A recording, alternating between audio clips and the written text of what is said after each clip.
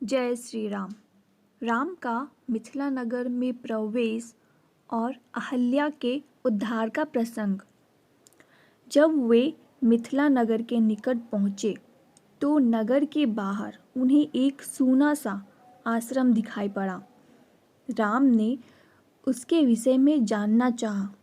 ऋषि बोले, किसी समय यह गौतम मुनि का आश्रम था, जब वे अपनी पत्नी देवी अहल्या के साथ यहाँ रहते थे। तब इसकी शोभा अद्भुत थी। देवता भी इस आश्रम की सुंदरता को एकटक निहारते थे। एक दिन गौतम ऋषि अपने आश्रम पर नहीं थे। इस मौके को देखकर देवराज इंद्र गौतम ऋषि के रूप में आए और आश्रम में घुस गए। भेष बदलकर आए इंद्र ने गौतम ऋषि की पत्नी अहल्या के साथ संबंध बना लिया। जब देवराज वहां से जाने लगे तभी गौतम ऋषि भी लौट आए। इंद्र को अपने रूप में देखकर वे क्रोधित हो गए। उन्होंने देवराज इंद्र को कठोर श्राप दिया। उन्होंने अहल्या को भी श्राप दिया, तू अब समस्त प्राणियों से अदृश्य रहकर इस आश्रम में पत्थर के समान निवास करेगी और कालांतर में जब दशरथ पुत्र राम यहाँ आएंगे तभी तू शाप मुक्त हो पाएगी। यह कथा सुनकर राम को अहल्या पर दया आई। राम ने आगे बढ़कर ऋषि पत्नी के पैर छुए। राम का स्पर्श पाते ही अहल्या शाप मुक्त और पवित्र हो गई। इसके बाद गौतम ऋषि ने भी अहल्या को सहर्ष स्वीकार कर लिया।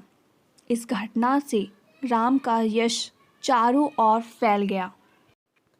राम का धनुष तोड़ना व सीता स्वयंवर का प्रसंग। अहल्या के उद्धार के बाद तीनों मिथिला के महल की ओर बढ़ चले। यहाँ यज्ञ हो रहा था।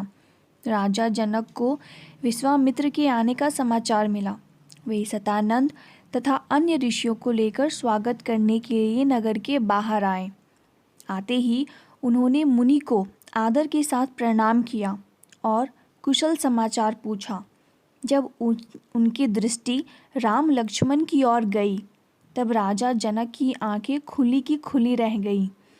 उन्होंने विश्वामित्र से पूछा, गुरुवर, ये सुंदर बालक कौन है? किस राजकुल के भूषण हैं? मेरे जैसा विरागी मन भी इन्हें देखकर इनकी ओर खींचा चला जा रहा है। नगर में हर कोई राम लक्ष्मण को देखकर चकित था। दो तेजस्वी युवा, जिनके चौड़े कंधे और उन पर सुसज्जित तरीके से धनुष और तीर का होना हर किसी को आकर्षित कर रहा था। विश्वामित्र ने कहा, महाराज, ये कौशल प्रदेश के महाराजा दशरथ के पुत्र हैं। आपके सुनाभ नाम के विशेष धनुष को दिखाने के लिए मैं इन्हें अपने साथ ले आया हूँ। ये दोनों आपके उस विशेष धनुष के दर्शन कर लौट जाएंगे। इस पर राजा जनक ने मुनि से कहा, हे गुरुवर, इस धनुष को यहाँ इस सभा में रखना और बड़े बड़े सूरवीर राजाओं के यहाँ आने का कारण मैं आपको बताता हूँ। यह सुनाभ धनुष स्वयं देवाधिदेव महादेव का दिव्य अस्त्र है। इसे मेरे पूर्वज देवरात को स्वयं भगवान शिव ने दिया था। इस धनुष को उठाना और इस पर प्रत्यंचा चढ़ाना कोई खेल नहीं है। राजा जनक ने आगे बताया, मुनिवर, बहुत साल पहले मैं यज्ञ के लिए जमीन पर हल चलाकर उसे योग्य बना रहा था। तभी मेरा हल भूमि में एक वस्तु से टकराकर रुक गया। हल हटाकर देखा तो वहाँ एक छोटी सी कन्या थी। हल के द्वारा प्रकट हुई उस कन्या का नाम सीता रखा गया।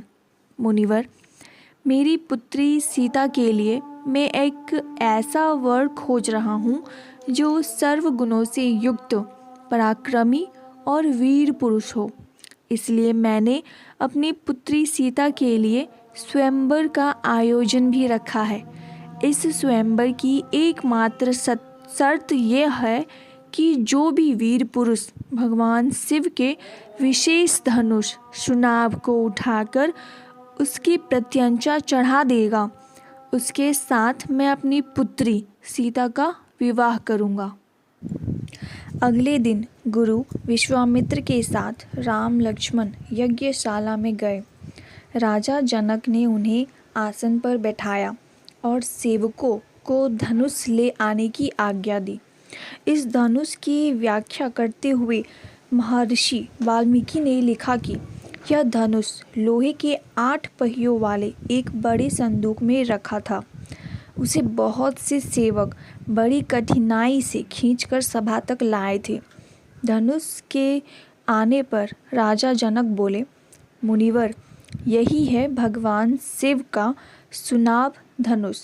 इसे देखकर आप अनुमान लगा सकते हैं कि इस भारी धनुष की प्रत्यंचा चढ़ाना तो दूर, आज तक कोई इसे उठा भी नहीं सका है। सीता के स्वयंवर की बात सुनकर अनेक राजा और देवता आए और लज्जित होकर चले गए। राजा जनक ने राम लक्ष्मण दोनों को सुनाभ धनुष को देखने के लिए आमंत्रित किया। गुरु विश्वामित्र को प्रणाम कर राम धनुष के पास पहुँचे और उसे देखने लगे।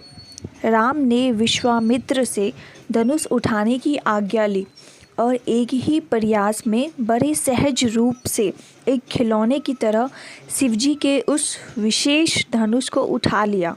जैसे ही राम ने धनुष की डोरी खींचकर प्रत्यंचा चढ़ाने का प्रयास किया, वैसे ही वो दिव्य धनुष बीच से टूटकर 2 हिस्सों में बट गया।